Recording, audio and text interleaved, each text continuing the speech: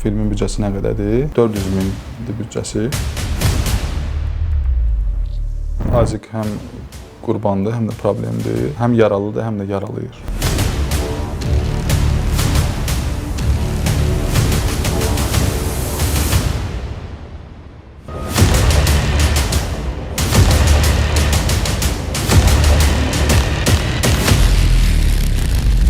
Mən də bu aləmdə olmuşam, indi uzaqlaşmışam. Dedim ki, kartı denən, pulu göndərim. Dedi ki, qalsın, qoyarsan qaranın üstünə. Ola bilər hər birimizin məhəlləsində Adil olub, Azik olub, Fərid olub. Dəstək olanlara təşəkkür edirik, alqışlayırıq. Dəstək olmayanlara isə Azikin salamı var.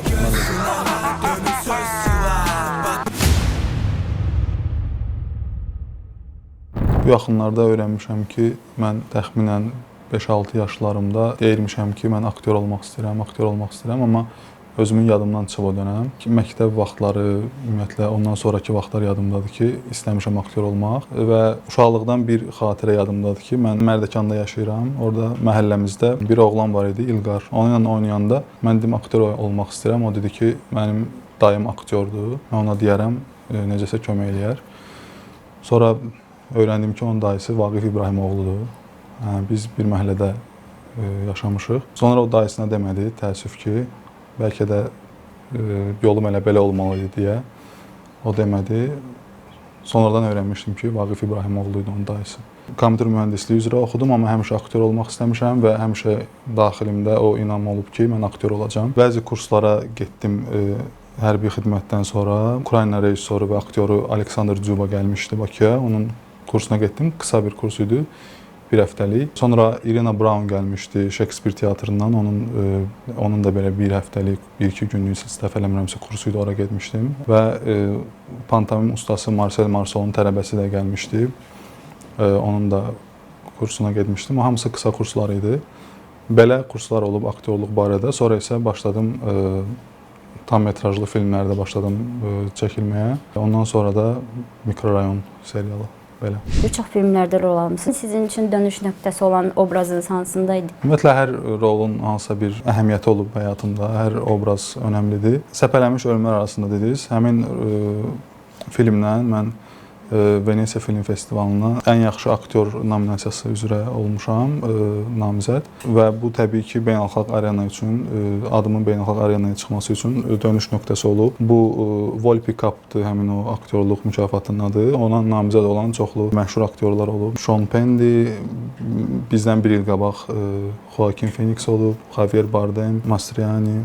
Yəni çox məşhur aktyorlar olub və onların da namizəd olduğu bir mükafatdan namizəd olmaq mənim üçün təbii ki, bir aktyor olaraq çox önəmlidir. Sonra Qaraq filmi olub. Qaraq filmi qısa metrajlı filmdir. O mənim ilk qısa metrajlı filmdir. O da ona görə mənim üçün əhəmiyyətlidir və demək olar ki, ilk belə böyük, nisbətən böyük çəkiliş meydançası, daha professional çəkiliş meydançası gördüyüm layihə olub. Ölü Həsən isə gələcəkdə biləcəyik ki, hansı dönüş nöqtəsi olub. Çünki hələ yayımlanmayıb. Özünüz də qeyd etdiniz, Venesiya Film Festivalında da iştirak eləmişsiniz, Locarno Film Festivalında da. Orada bir Azərbaycanlı aktyor kimi, yəni ölkəmizi təmsil etmək necə hiss edin? Təbii ki, maraqlıdır və çox dəyərli təcrübədir.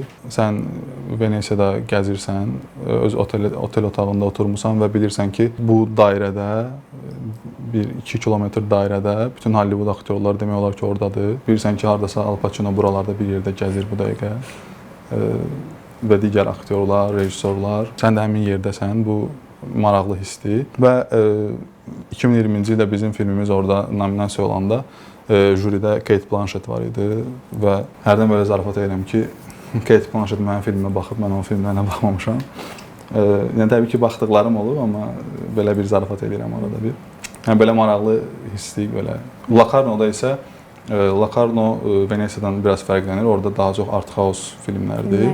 Məsələn, Venesiya Hollywooda bir tramplin olsa da, Locarno daha çox belə yeni rejissorlara yer verən bir festivaldır və orada sənət insanların, sənət üçün çalışan insanlar görmək, onlarla ünsiyyət qurmaq çox maraqlıdır. Fərqli millətlərdən, fərqli ölkələrdən. Maraqlı nüanslar olub. Filmə oturdular, baxırdılar və sonra gözləyirdilər, birlikdə müzakirə edirdik. Hətta bir dənə maraqlı moment olmuşdu. Xorvat rejissoru var idi, Yuri Lerotik. Onun Safe Place filmi Locarno Film Festivalında nümayiş olunurdu və ən yaxşı filmi aldı. Ən yaxşı aktyor nominasiyasında da mükafat qazandılar. Mən onların filminə baxmışdım. Sonra onlarla bir yerdə naharda necə oldu, bir yerdə oturduq. Maraqlı söhbətlər oldu orada. Ən yadımda qalan oldu ki, bizdən bir nəfər soruşdu ki, filmin büdcəsi nə qədərdir? O dedi ki, büdcəsiz filmdir, non-budget. Soruşdu ki, necə yəni? O da dedi ki, 400.000-dir büdcəsi və buna büdcəsiz dedilər. Mənə o çox maraqlı gəldi. Onda bizim ora getdiyimiz film nə sayılır, onu belə mənə qəribə gəldi. Belə maraqlı bir nüans olmuşdu. Belə maraqlı söhbətlər çoxdur, indi hal-hazırda belə çox da yadıma düşmür. Niyəsə bu yadıma düşdü. Azərbaycanda nə çatmır? Həm əsl sənətlə məşğul olub, həm də yaxşı yaşamaq üçün, aktyor üçün, sənətçi üçün. Düşünürəm ki, Azərbaycanda əsasən mən şahid oluram da, aktyorlar maddi tərəf həll olunmalıdır ki, sən sənətə rahat fokuslana biləsən. Həm sənətlə məşğul olub, həm də ingilislər demək survive eləmək, yəni həyatda qalmağa çalışmaq. Okey, bu maraqlı bir sənətçi obrazı yarada bilər, amma bu biraz miflərdə yaranan bu dahi sənətçi obrazı belə dırnaqarası belə bir obraz olur, amma əslində sənin maddi tərəfin qaydasında olsa, sən özünü daha çox fokuslana bilərsən, gedib muzeylər gəzərsən, ölkələr gəzərsən, fərqli mədəniyyətlərlə tanış olarsan, fərqli insanları görərsən, onda sən daha rahat, daha çox müşahidə eləmiş olarsan, daha çox əsərlərlə tanış olarsan, daha çox filmə baxa bilərsən, kitab oxuya bilərsən. Amma sən həm sənətlə məşğul olub, həm də həyatda qalmaq üçün əziyyət çəkirsənsə, artıq sən bu bayaq dediklərimin çoxundan məhrum olursan və onda da sənətçi kimi belə tam belə bitmiş bir obraz ortaya çıxmır və bu da çətin olur təbii ki. Ötən ay Avropa Film Akademiyasına üzv qəbul edildiniz. Necə başladı bu proses? Ümumiyyətlə burada proses elə olur ki, oradan dəvət gəldi mənə, e-mail dəvəti gəldi və mən də təbii ki, böyük məmnuniyyətlə qəbul elədim. Bu Avropa Akademiyasına üzv olmaq o deməkdir ki, sən mükafatlandırma mərasimində iştirak edə bilirsən, həm də səs vermə hüququn olur filmlərə və məsələn, mən artıq çoxdan qəbul olunmuşdum, lakin demişlər ki, hələ ki elan eləmirik, ona görə də bunu ictimaiyyətə yaymayın hələ ki. Amma mən artıq bundan öncəki səs vermədə mən artıq o platform olur, orada sən filmlərə baxa bilirsən və hələ yayımlanmamış filmlərə sən artıq baxa bilirsən, belə bir üstünlüyü də var. Bir neçə filmə baxdım oradan, hansılar ki, hələ kinoteatrda yayımlanmamışdı. Azərbaycanlı aktyor üçün əslində qlobala yavaş-yavaş çıxmaq bir böyük uğurdur, belə balaca bir Bəli, təbii ki, mən düşünürəm ki, nəinki mən, bütün aktyorlarımızda da olacaq, həmkarlarımız, çox istedadlı həmkarlarımız var və bu yavaş-yavaş hamıda da baş verəcək, mən bunu istəyirəm və buna inanıram, ona görə mənim üçün bu adi gəlir, amma təbii ki, dəyərli bir şeydir. Sizcə Azərbaycan istehsalı filmlər, seriallar niyə Netflix kimi platformalara çıxa bilmir? Hələ ki, nədir bizim qarşımızda duran? Bunun, mən düşünürəm ki, əsas problem düzgün strategiyanın olmaması və bunun üçün sırf bununla məşğul olan insanların olmamasıdır. Düşünürəm, bu istiqamətdə insanlar düşünsə, prodüserlər, satış agentləri olsa, tez bir zamanda məncə buna nail ola bilərlər. Sadəcə bu istiqamətdə düşünülmür hal-hazırda. Çünki hərə hamının başı qarışıb başqa məsələlərə, normal təbii ki, sənət proseslərinə, amma mən düşünürəm ki, hansısa bir düzgün platforma, festivallar, satış agentliyi, distributorlar tapılsa, onlara çatmaq olsa və təbii ki, texniki və bədii tərəfdən hər şey həmin Netflix standartlarında olsa, ora çıxmaq rahat olacaq. Sadəcə bu istiqamətdə düşünmək lazımdır. Bildiyimiz qədərilə tamam fərqli bir sahədə çalışırsınız. İkisini balanslaşdırmaq çətin olmur, yəni sizin üçün? Mən bilməyənlər üçün açıldım ki, reklam agentliyində həm də copywriteram. Reklam ssenariləri yazıram, sloqanlar, reklamla bağlı gördüyünüz bütün mətnlər və bu özü də yaradıcı proses olduğu üçün mənə daha uyğundur. Ona görə mən burada paralel apara bilirəm, çətin olmur. Amma təbii ki, sırf aktyorluqla məşğul olmaq, ancaq ona fokuslanmaq daha yaxşı olardı. Amma yenə biraz əvvəlki problemlər. Bayaq dediyimiz məsələ, şikayətim yoxdur. Bu mənim yolumdur, bu da mənim bir həyatımın bir parçasıdır və çox zövq alaraq bu işlə də məşğul oluram. Mənə maraqlıdır. Belə.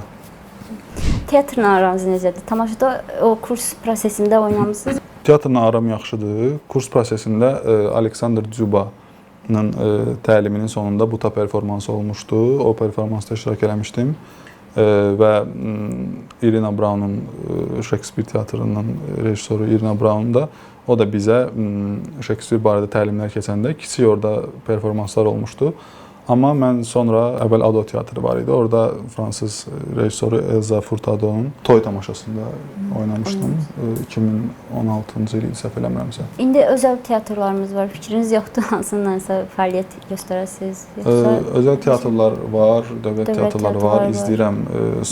Sonuncu dəfə Paris Notre Dame tamaşasında olmuşam. Əsər teatrının çox zövq alaraq izlədim. Çox möhtəşəm idi və Yuğ teatrında da tamaşalara baxdım. Son baxdığım orada birinci akt tamaşası idi. Onu da çox zövq alaraq izlədim. Teatrda iştirak eləmək təbii ki, maraqlıdır. Səhnədən aldığın enerji çox maraqlıdır, çox istədiyim bir şeydir. Bəlkə də gələcəkdə olar, amma hal-hazırda daha çox kinoya fokuslanmışam. Necə oldu Aziklə tanışlıq? Yəni rol sizə necə gəldi, necə qarşıladı ssenarini? Aziklə tanışlıq, bunu danışmışam bir neçə müsahibədə, ona görə təkrarlamayacağam. İstəyirsiniz təkrarlayım. Zəhmət olmasa biz də danışmaq. Eltəkin xanımla oturmuşduq. O da Azik rolunu axtarırdı və biz bir müddət söhbət elədik. O birdən mənim bir jestimi gördü və dedi ki, Azik, belə qısa danışım. Getdik kastinqə, təbii ki, rejissor gördü. Bir çox yerdə danışmışam bu sarışın Azik axtarmaq söhbəti. Sonradan dəvət eləyəndə belə oldu. Sarışın Azik axtarmaq məsələsini danışmışam, amma əslində təbii ki, bu bir anlıq olan bir şey idi. Rejissor bunu dedi, amma sonra təbii ki, oynayandan sonra, rejissorla daha yaxından tanış olandan sonra elə təbii ki, rejissor özü, prodüser təsdiqləyir bunu və rejissor təsdiqləyib deyə mən olmuşam o layihədə. Belə oldu. Sonra ssenarini oxuyandan sonra birinci təəssüratım nə idi? Çox maraqlı idi. Mən çünki həmişə antagonistdə oynamaq istəmişəm və ona görə də mənə çox maraqlı idi bu rol. Amma ilk oxuyanda mən sanki Aziki qıraqdan görürdüm, başqa birisi kimi görürdüm. Və yavaş-yavaş oxuduqca, yavaş-yavaş oynadıqca mən yavaş-yavaş o Aziki özümdə görməyə başladım. Aziklə bağlı editləri paylaşırsınız, repost edirsiniz. Belə baxıram, sevirsiniz. Amma bəs pərəstiş var içinizdə Azikə qarşı, öz obrazınıza qarşı. Pərəstiş olsa o biraz şizofreniya olar. Editləri paylaşıram. Niyə? Çünki görürəm ki, tamaşaçılar əziyyət çəkirlər, düzəldirlər və paylaşmağımızı istəyirlər. Mən də ona görə paylaşıram onların əziyyətlərini dəyərləndirmək üçün. Təbii ki, müəyyən kriteriyaları nəzərə alıb paylaşıram. Elə editlər var ki, onları paylaşmıram. Xoşdur təbii ki, insanların belə şeylər düzəltməsi və bunların böyük kütləyə çatması. Amma pərəstiş olaraq, bayaq dediyim kimi, qəribə gəlir mənə. Özümün, yəni, Azikə pərəstiş eləməyə. O şablonsa, oxşar və fərqli cəhətləriniz Aziklə. Hamıya siz oynayın. İkinci dəfə dünya yəni siz Azik olardınız. Oxşar və fərqli cəhətlərimiz belə fiziki olaraq oxşayırıq. Amma fiziki olaraq da oxşamırız. Mən sizə deyim, hamı yazmışdı ki, belə, yəni biraz cizgilərin çox mülayimdir deyə Azik tamam fərqli bir şey. Aziklə oxşar cəhətlərimiz o ola bilər ki, o da mənim kimi belə səbirli insandır və lazımı gələndə kontrollü şəkildə əsəbləşir. Məndə də belə olur. Mən də əsəbləşmək lazımı gələndə kontrollü şəkildə əsəbləşirəm, amma bu kontroldan çıxmır. Həmin an bir an çönüb gül edə bilərəm belə. Sizcə Azik cəmiyyətin problemidir yoxsa qurbanı? Əslində bütün problemlər nə vaxtsa qurban olub deyə düşünürəm. Yəni hal-hazırda gördüyümüz hansısa problemli insan, problem yaradan insan nə vaxtsa uşaq olub və uşaqlar da məsum olduğu üçün deməli o qurban olub ki, gəlib bu hala çatıb. O yaşadığı mühitin qurbanı olub, gəlib bir problemli insana çevrilib. Təbii ki, o uşaq məsumluğu qalsaydı elə olmayacaqdı. Uşaq məsumluğundan niyə itirir? Ətrafına görə, valideynlərinə görə, cəmiyyətə görə. Yəni onların təsiri olur. Hərəsi bir cür təsir edir. Ona görə də Azik həm qurbandır, həm də problemdir. Həm yaralıdır, həm də yaralayır. Serial yəni hər bir tamaşaçıya tanış mühiti xatırlatdı. Ola bilər hər birimizin məhəlləsində, yəni Adil olub, Azik olub, Fərid olub. Siz Azikə hazırlaşanda gözünüzün qarşısına necə bir tip gətirdiniz? Yəni real bir insandan ilham aldınızmı, belə deyim? Mən hazırlaşanda yenə nəsə uydurmalı olacağam, çünki zarafat eləməsin uydurma, bayaqdan səmimi danışırıq. Hazırlaşanda sadəcə fikirləşdim, bəlkə oturum, araşdırım bu aləmdən olan insanları. Belə baxdım. Bəzi saytlar var, indi bilənlər bilir. Orada oturdum, bütün deməyim, çox bu aləmdən olan insanlara baxdım, onlar haqqında videolara baxdım. Mafiya kinolarına baxdım, Rusların bu haqqda olan kinolarına baxdım, sənədli filmlərinə baxdım və sonra hamısını unutdum. Oynayanda yadınızın. Yəni sonra unutdum ki, heç birinə oxşamasın, amma sadəcə baxdım. Kopya olmamaq üçün. Və baxdığımın təbii ki, şuuraltı təsiri olub, amma hansınınsa prototip olaraq götürmədim yəni. Azik deyə biri yoxdur həyatda və Azik yeni bir obrazdır. Hər aktyorun bir ikonikləşən, yadda qalan obrazı var. Sizdə bu Azik oldu. Yəni bu cəhətdən biraz sizi narahat eləmir? O qəti narahat eləmir. Əksinə xoşdur təbii ki, istənilən aktyor istəyər ki, onun yaratdığı obraz ikonikləşsin, məşhurlaşsın. Çünki bu o deməkdir ki, sən bu obrazı necə yaratmısan ki, ona inanırlar. Əgər belə olubsa da təbii ki, indi sizin dediyinizə istinad eləyərək deyirəm. Bu təbii ki, məni narahat eləməz, əksinə xoşdur. Narahat eləməz. Yəni tamaşaçı məsələn başqa bir obrazda sizi qəbul eləməz, hamının ağlında o qalar. Elə düşünmürsünüz yoxsa? Bu təbii ki, çətin olur, qaçılmaz bir şeydir və təbii ki, bu məsuliyyəti daha da artırır. Artıq mən bundan sonra gərək obrazları elə yaradım ki, okey, Azikdən qaçmamaq, amma Aziklə rəqabətə belə deyildi. Azikdən qaçmamaq, Azikdə olmamaq yeni obrazlardır, yeni bir obraz yaratmaq və Azik bəli yaxşı, maraqlı, uğurlu dayanacaq idi, amma bu son dayanacaq deyil. Bu ani populyarlıq, belə deyim, şöhrət sosial media hesablarınıza necə təsir elədi? Bilirsiniz, günümüzdə bir aktyor üçün sosial media böyük silahdır, yeni işlər, yeni layihələrə görə. Sizdə necə dəyişiklik oldu, takipçi sayısı? Rəqəmlərlə danışım. Rəqəmlərlə. Serial yayımlanmamışdan qabaq 900 neçəsə izləyicim var idi. İndi hal-hazırda müsahibə gedən var 11 mindir. 10 min artış. Sırf Instagramda, amma TikTokda daha çoxdur. Azik daha çox TikTok kütləsində editlər falan, paylaşımlar daha çox düşür. Bilmirəm, necəsə belə olur. Yazılan ən qeyri-adi şərh bu dövrdə. Şərhləri oxuyursunuz yəqin ki, serialın öz kanalında da ola bilər, sizə də ola bilər, Aziklə bağlı. Bir dəfə biri yazmışdı ki, nəsə yadıma düşmür, belə maraqlı nəsə. Belə həyatda maraqlı şeylər baş verir. Şərhlərdə nə bilim biri yazır ki, Orxan budur, bu deyil. Belə qəribə şeylər, amma həyatda maraqlı şeylər olub. Məsələn, bu yaxınlarda elə oldu ki, taksi ilə bir yerə gedirdim. Yolda bir oğlan belə başladı söhbət eləməyə özü haqqında, həmin o sürücü. Və çöndü, baxdı, məni tanıdı. Dedi ki, Azik sənsən. Deyirəm, hə. Başladı, dedi ki, mən də bu aləmdə olmuşam filan. İndi uzaqlaşmışam. Maşını saxladı, arada düşəcəydimsə orada saxladı. Dedim ki, kartı denən, pulu göndərim. Dedi ki, qalsın, qoyarsan qaranın üstünə. Mən kurgu ilə realı bir-birindən seçə bilmirəm. Bəli, kartı göndər. Ötənlərdə bir həmkarımız yazmışdı ki, Azik, türklərin çakrı varsa, Azərbaycanın Aziki var. Sizcə oxşayır o obrazlar? Mən çox belə bağlaşdıra bilmədim bir-birinə. Belə bənzətmək istəməzdim. Çünki o Türkiyədə belə Qurtlar Vadisi ümumiyyətlə başqa bir söhbətdir də. Yəni o barədə danışmaq istəməzdim, çünki ümumiyyətlə müqayisə də eləmək istəməzdim. Amma belə deyirlərsə, mənə bir tərəfdən də xoş gəlir. Nəyə görə xoş gəlir, onu deyim. Bu bizim uşaqlıq dövrümüzə təsadüf eləyir Qurtlar Vadisi və həmin vaxtlar seriala baxan insanlar artıq yaşları çoxdur və ümumiyyətlə yaşlarımız da var.